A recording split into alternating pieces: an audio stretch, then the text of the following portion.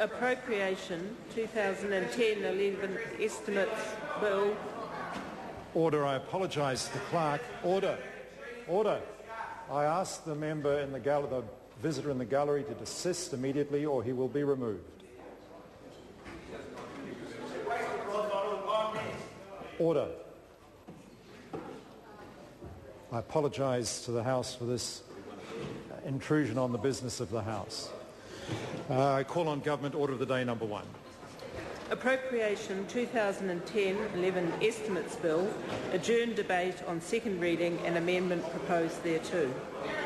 The Honourable Kate Wilkinson. Thank you, Mr Speaker. Mr Speaker, can I say Budget 2010 is a great budget. History will show that this is one of the best budgets that this country has seen. What a great budget.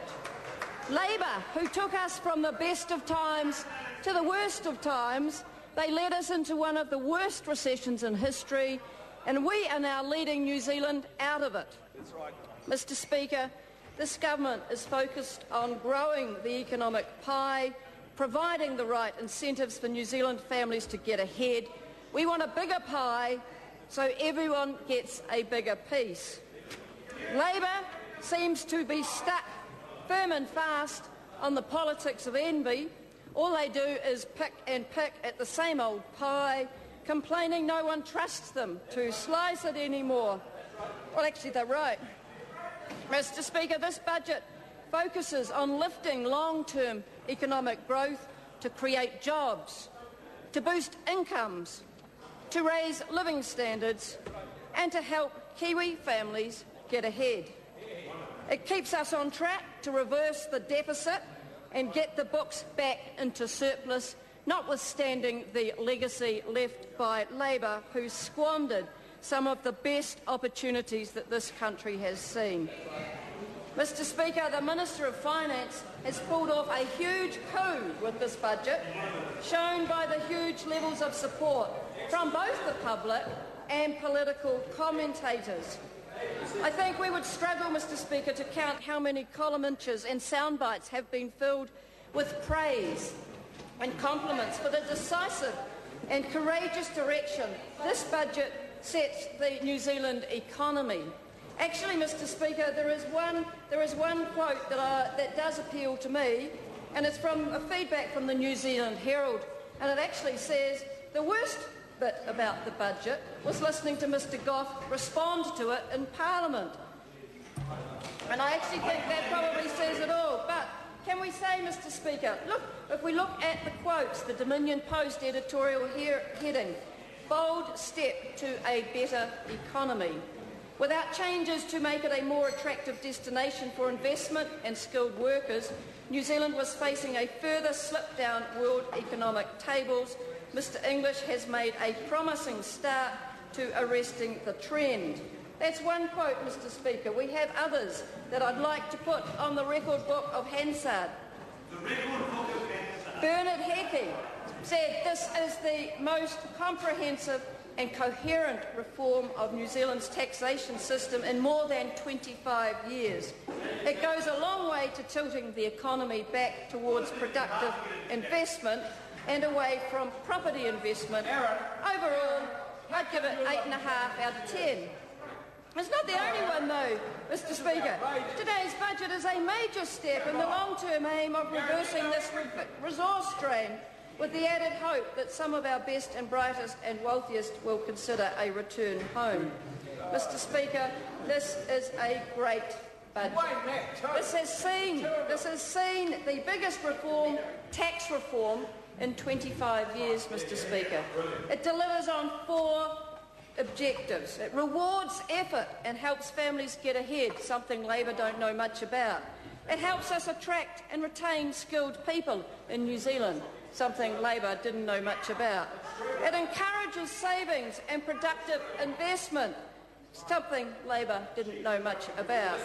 It discourages excessive borrowing, consumption and property speculation, something Labour doesn't know much about. And it actually makes, Mr Speaker, the tax system fairer. It strengthens the tax rules around property investment, and it gives IRD extra resources for enforcement. Mr. Speaker, if we look at it, it's a good budget for New Zealanders.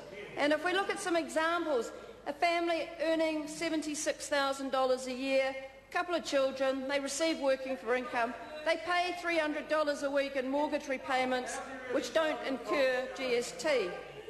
After the tax package, Mr. Speaker, after the tax package, they get a household tax cut of about $46 a week. They may pay an extra $21 a week in GST, but they are $25 a week better off, Mr. Speaker. They are $25 a week better off under National than they would ever be under Labor. An average income earner on $50,000 a year works as a plumber, earns the average wage, he pays $120 a week rent, saves $50 a week towards a deposit on his first home. After his tax package, Mr. Speaker, he gets a $29 tax cut. He pays $13 more in GST, but he is actually $16 a week off. Better off, Mr. Speaker. And even, Mr. Speaker, the retired couples receiving superannuation. They have no other investments, but they do own their own home. They receive superannuation. After the tax package, Mr. Speaker, they get a tax cut of $12 a week, a $10 increase in New Zealand super. They pay possibly $11 extra in GST. Overall, Mr. Speaker, national super annuitants, a retired couple, would be $11 a week better off. Yeah, Mr. Speaker, the Labor Party are a party of envy, and they say, oh, that this is just a budget for the rich mates. Well, can I say, actually, for some who are wealthy, this is probably not the best budget they have seen. If a couple is on a high income, has several investment properties, they're claiming depreciation on those investment properties to offset against their income tax, the chances are, Mr. Speaker, the chances are that after this tax package, they will pay more in income tax, not less in income tax. So it is fallacious for them to suggest that this is a tax package for the rich and not for the many, Mr. Speaker. All manner of avenues have been used in the past to avoid paying tax, and we are closing them. That should be good. That's great.